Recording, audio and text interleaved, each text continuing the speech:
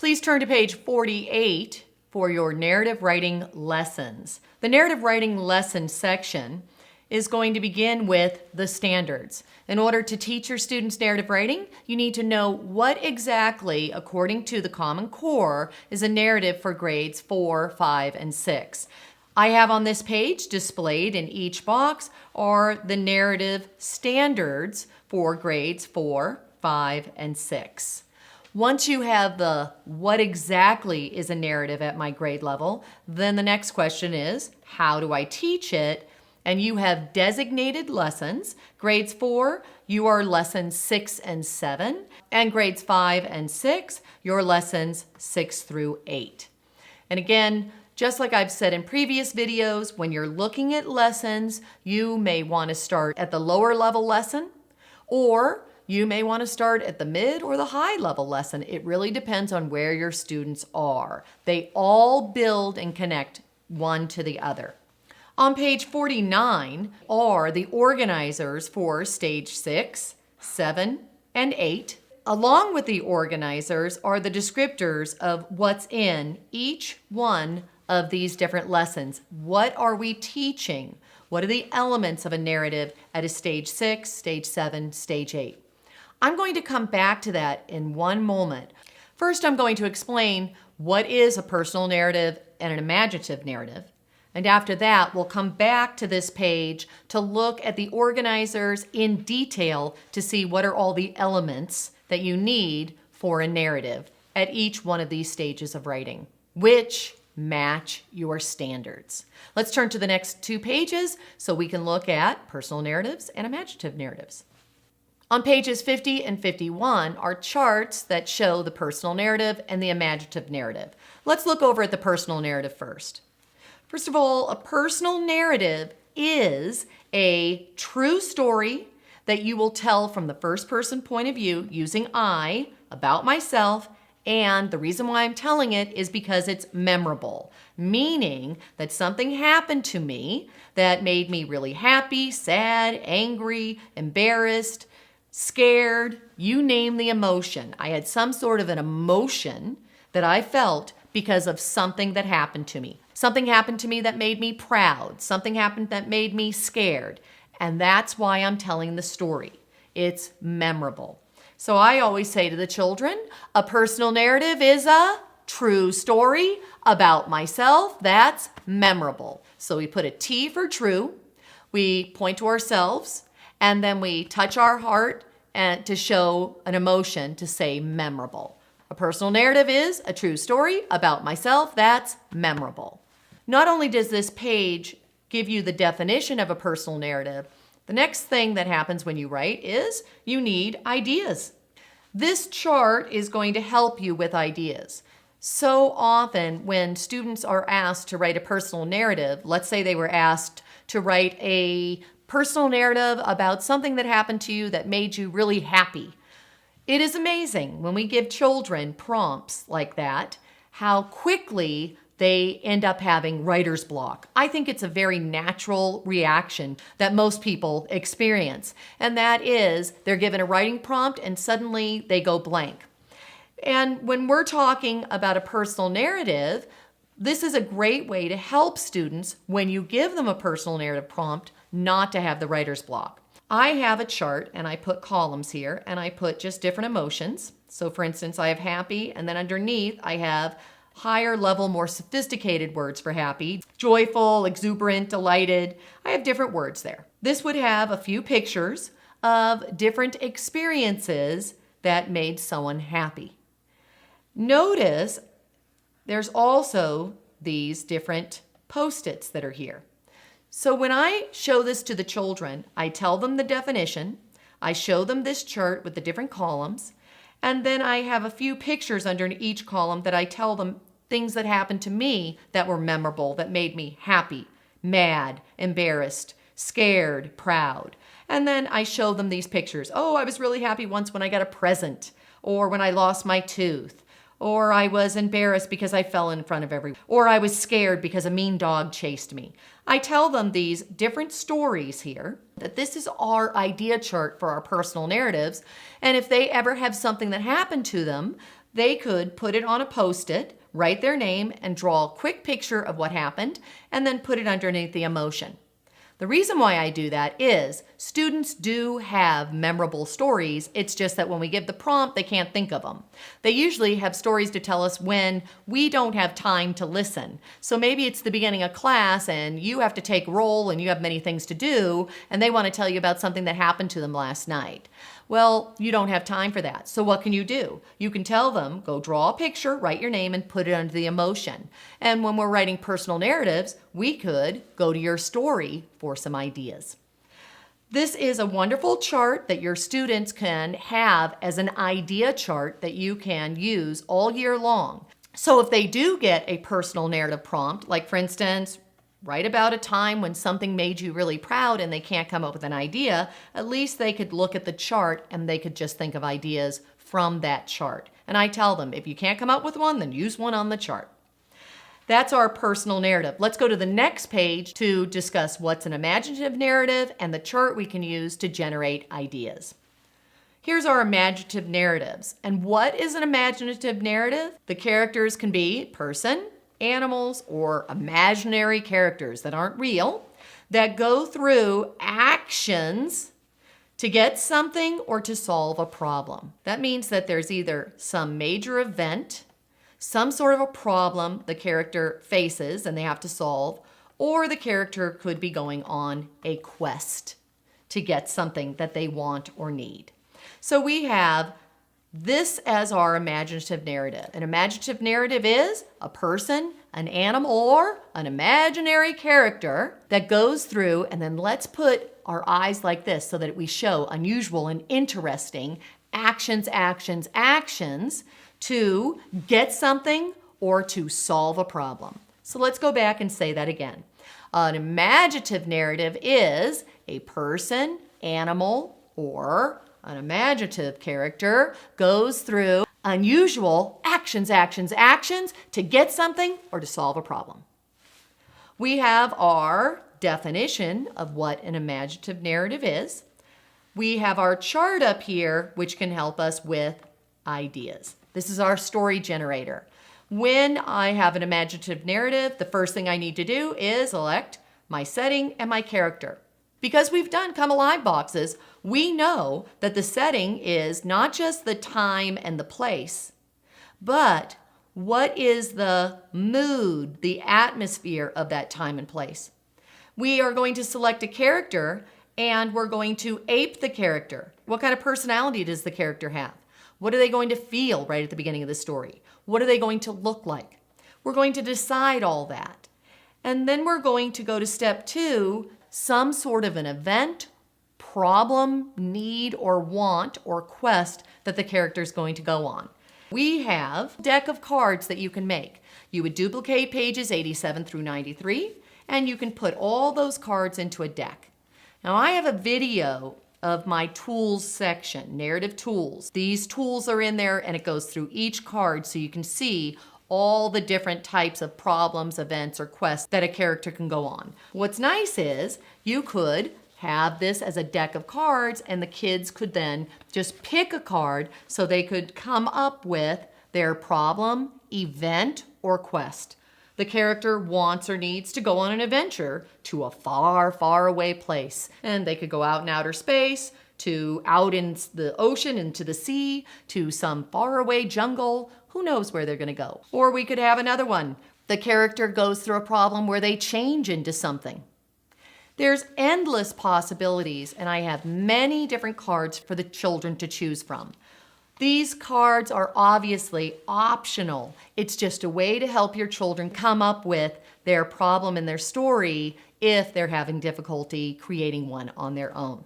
On these 2 pages, we have our personal narrative and our imaginative narratives. We have their definitions and we have idea charts, ways to help your kids generate and come up with some ideas in order to write their stories.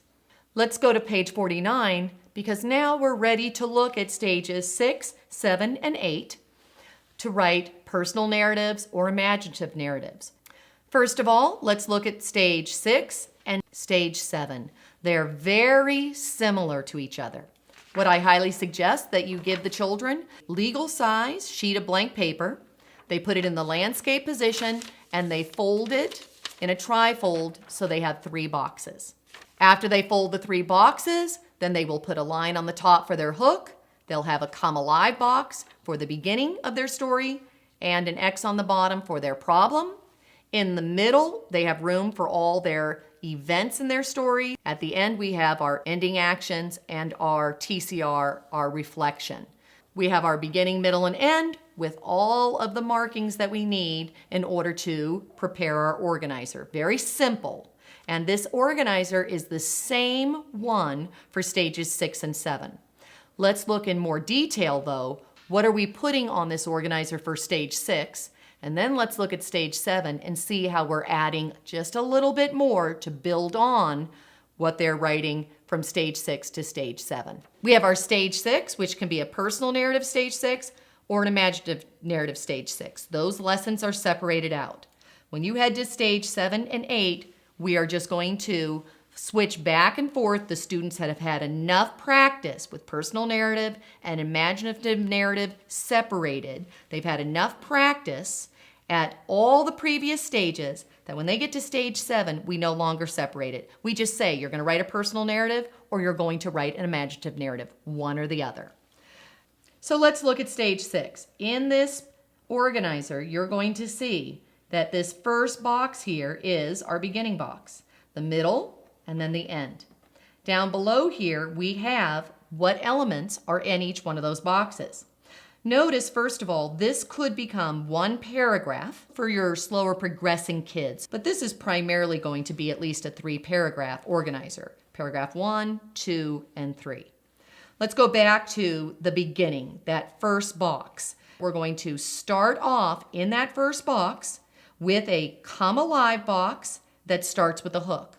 And that hook, though, notice, is only going to be SC arrow, dialogue, or thoughts to begin their come alive box. So they're only using one of those 3 techniques to start their narrative.